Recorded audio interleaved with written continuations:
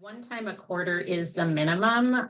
If you can meet as much as monthly, that would be great. Again, up to you. For every time that you do meet, just to come to really make your conversation and meeting time a priority. Not to be multitasking, but to really focus on the conversation, and to really come prepared to, if you're a mentee, really knowing what you want to get out of that session, and as a mentor, just being there, ready to listen and have a conversation and help. We probably didn't need to say this, but we wanted to, just so everybody is absolutely comfortable in the meetings that you have month to month. As you get to know each other, we want you to feel comfortable really talking about anything that is on your mind, questions that you want to ask. And we want you to feel comfortable that those conversations are confidential, that your mentor's not going to go to people at work and say, guess what my mentee talked about today. And same with mentees, that these are really confidential conversations. Becca and I, and you see our contact information below, we are always available. If you have questions, if you have concerns, please do reach out to us. Please do feel free, don't hesitate. And then in terms of our role, we really want to be a resource for you. And Becca, am I covering this? Sorry, I want to make sure I'm not. No, that's fine. You For me jump to into that. I'll add. Okay. Yeah. Okay. Yeah. So we are going to check in with you quarterly, individually, just to see how it's going. See if you have questions, make sure everything's on track. And we really took a lot of time trying to match you as pairs, really taking into account things that particular interest areas of mentees, particular expertise of mentors, and happily your mentors have a lot of areas of expertise, things like your alignment in your professional experience, other considerations. So we hope that these matches work out well.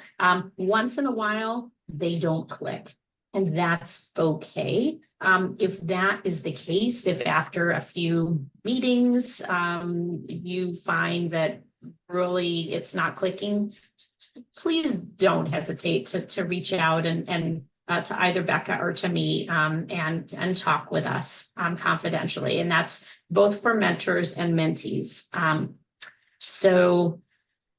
then let me scroll down.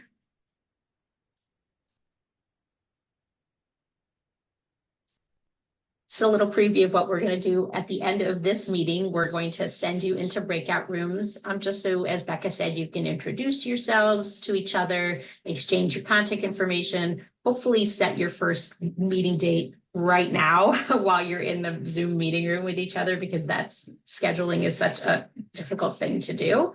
And then have just an initial conversation about what you hope to get out of this experience. And then at your first meeting, please that will be a great opportunity to really talk through what you want to learn from your mentor this year. So just think about that ahead of time. And just that will be the time to really, you can do it session to session, or you could say, these are my goals for the year, and really plan everything out. That is up to you. We don't want to be prescriptive, but it is important, mentees, for you to really be able to articulate, what is it that I want to learn? And it can be super general. It can be like, I don't know anything about major gifts. I want to know about major gifts. Or it can be, I'm planning an event. It is, December 22nd, and I want some advice on how to do it. Again, up to you. And you can work out a plan for what you're going to talk about every month, the entirety of the program, or not at all. You can take it month to month, up to you. So overall, it's just meant to be a dynamic back and forth. So I'm going to stop sharing. Well, before I stop sharing, any questions on this? Okay. Great. Shall I do the icebreakers? Do you? Sure, we could tag team. Do you want me to share them or do you want to pull them up again, Amy? Can You, pull them up. yeah, you should have also in your email this morning received some sample icebreakers to get you going in your conversations and some suggestions on monthly topics. We just wanted to get the conversation moving for you. So yeah, Amy, if you want to share those, we can just kind of Everybody see casually go those? through this. Yeah, yep. I don't know if you can zoom in just a little bit. Should be good. So as you can see, we've suggested a month. Again, this is, you can do what you want with this, but let's say you meet in July for the first time. Let's introduce ourselves as a new mentor and a mentee. Let's go to coffee and let's talk about our background and why we're interested in participating in AFP's mentoring program. You know, what inspired you to enter fundraising? Are you new to fundraising? Have you been around for a couple of decades in the field? We want to get to know you. Another topic, you know, why did you join? What are you hoping to learn? What are you hoping to offer as part of this program? You could set up some goals as a pair, you know, we'd like to accomplish X, Y, and Z, or we'd like to talk through a couple of scenarios and work through them as a team. You can establish those goals as a partnership. So that's an example for July. Amy, are there any that you really think are great conversation starters? I think overall, they're just, if you want to use all of these, what we tried to do, aside from the first two that are really kind of general about why you do what you do, kind of goals, hopes, what you love about your work, what you maybe love a little less about your work. The rest of it is really kind of keyed to major program areas of fundraising, so that, you know, if you wanted to use this as a guideline, it really does cover, you know, kind of core programs. So we've got a planning and tracking one for September about whether and how you plan and how you measure your fundraising programs. And then it just, I think I'm just going to kind of glide through it, Rebecca, Yeah, because that's fine. That's easy. but, you know, annual giving questions, major gift questions. And again, these are just to kind of seed conversations about core issues, core questions, competencies within each field. Things that are important to people, like in annual giving. How do you motivate people to increase their giving year to year? Key question. How do you solicit top donors? Key question. And then Giving Tuesday, a perennial interesting question. Does that work for anyone? So then major gifts in November, board relations, always a favorite, corporate and foundation relations, events and stewardship, campaigns, and we wrapped it up with career trajectory. Again, this is something you can be talking about the entire time, but we wanted to kind of dedicate one space here to really enabling you mentees to kind of think forward about maybe where you want to go in your career and have that conversation with your mentors and learn about how they made their career decisions. So, so these are really there to use if you want as conversation starters each month, so that you know you're kind of covering the gamut of basic development topics with your mentor and mentee. They can be used if you just want to show up every month and that's your topic. You can do it that way. Or if you want to put them in your recycling bin and not use them at all, that's totally fine too. It's really up to you. We just wanted to give you kind of a supplementary resource. Yeah, I think that's a great resource. Pull it out if you need to or not. You know, things can flow on your first meeting and maybe they don't flow naturally as much. And then you can pull out some sample topics and kick things off. Amy and I did our best to match mentors and mentees, taking a look at your applications. You know, if someone was interested in major gift work, we did our best to find a mentor that had that background in major gift work or campaign, whatever it was, special events. We did our best, but certainly put that out there to your mentee or your mentor and say, you know, I'm really interested in focusing on major gifts or special events or grant writing, and make sure they know what those interests are as you get started with this relationship. So any questions about the conversation starters, the icebreakers? Do you find this to be a helpful resource as you get going? Nod. Yeah. Okay. And I will say, I'm gonna hop out and back and share the meeting link with one of our participants, does not have it. Okay, sure. So yeah, I'll please. be right back. Please do. So we also wanted to ask a couple of questions before we break off into our breakout rooms.